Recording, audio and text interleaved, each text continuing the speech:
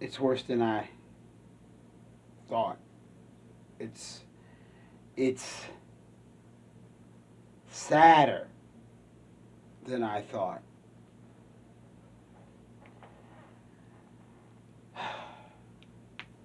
Roger Stone, Michael Cohen,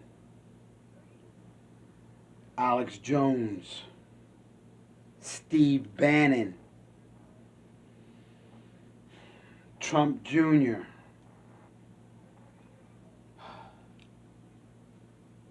The list goes on and on.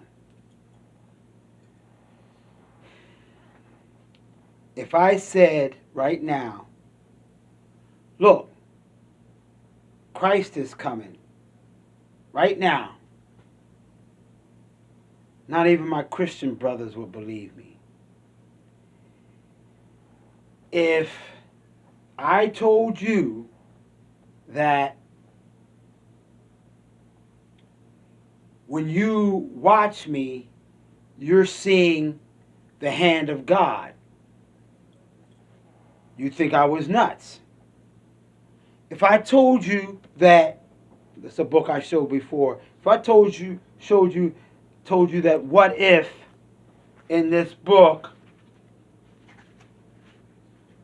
that the Fantastic Four had different superpowers, and that you should read it because one day it's going to come true, you think I was a damn idiot, right? But if Alex Jones, and I'm not afraid of any of his followers or anybody that even thinks like him, but if Alex Jones says it, somehow it gains traction. That conspiracy theories are just that, theories. No. In the mind of a scientist, theories has to be based upon or piggyback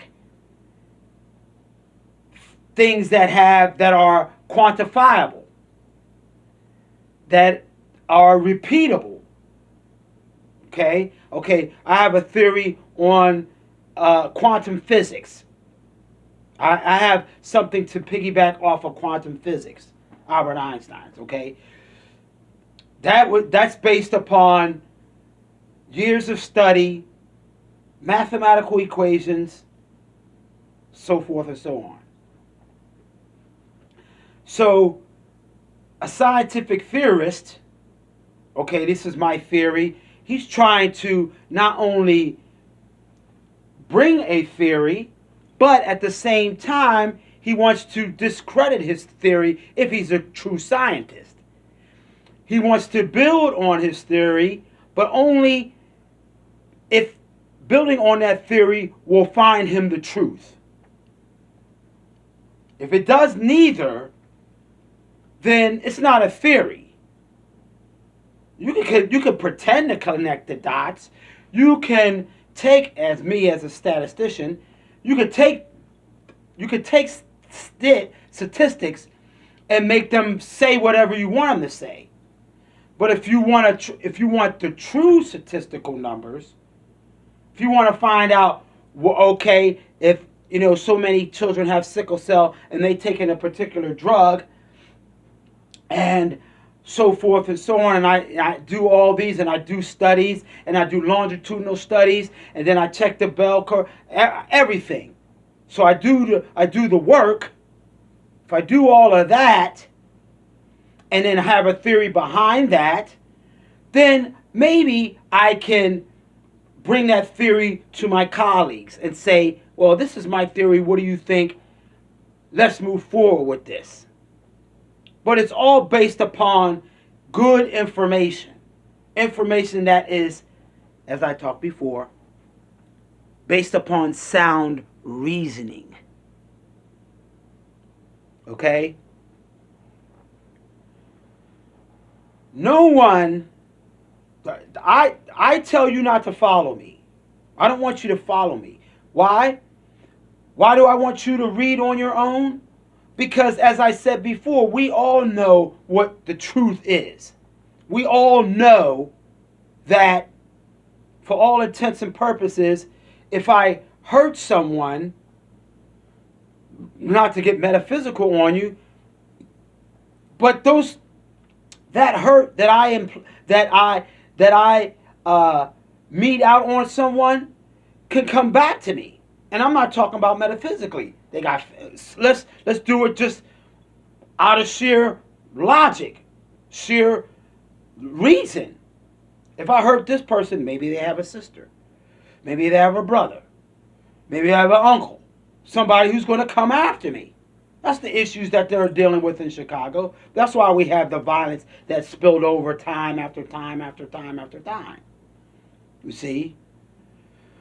But the problem with following conspiracy theories, the problem with not seeing things for yourself, the problem with if you don't understand that I have to make sure that I'm not hurting anyone else as moving forward.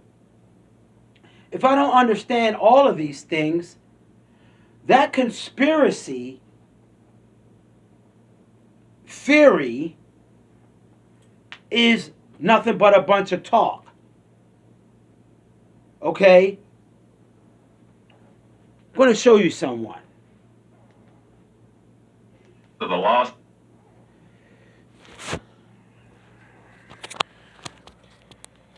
Okay? Here's a picture.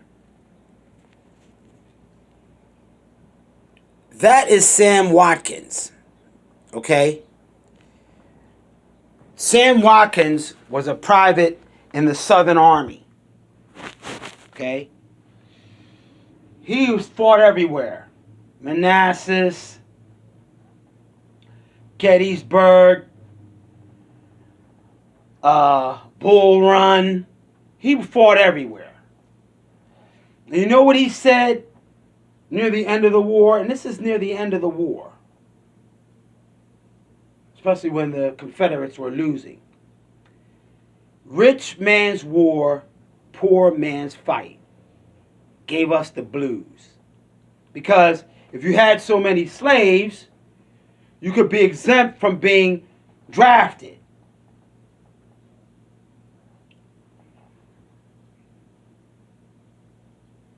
They fought back then.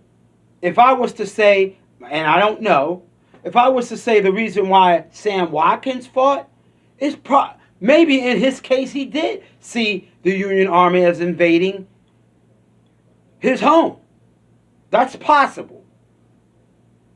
Is it probable? In Sam Watkins' case, it is probable. Because near the end, he really saw what it was all about. But nowadays, that's not true. That's not anything that comes close to being true.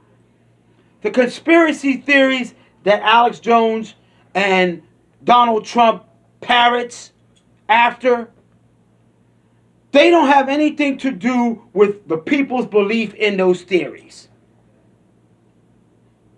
It has everything to do with their racism. It has everything to do with them not wanting to relinquish power. It has everything to do with I don't want to be seen as a second-class citizen in a country that I think I built. That's all that's about. Alex Smith may have spitting out conspiracy theories, but it was only an excuse for all of his followers to say, yeah, Hillary Clinton and her people are abusing children. Yeah, that person bombed the towers, and they came down like this, and they should have came down like this. So what? So what? Sure, I'm sure there's a bunch of no-brainers at all that do believe in some of the conspiracy theories that he spits out. But the fact of the matter is, most of his followers are just, they know better. They not only know better, but they're okay with that. Because see, after the smoke clears and we win, or well, I thought, and he made me, and it's a, no. Ignorance is not going to be your excuse. And don't let ignorance be your excuse. Every black man, and this is all, I always go back to us. Because as you can see, if they're going to use conspiracy theories to further their agenda as far as racism, they don't care about the truth. And definitely not going to care about you. Every black man within the sound of my voice here today, we should be flooding Barnes and Nobles. We should be flooding the audio books. Those places should be crashing. Because that does two things. One, it helps us to understand, help us to understand others. And we don't need them to understand us. Seek to understand rather than to be understood. Okay? It's not necessary for that to be the case. Okay? Seek to understand that we have to solidify our own.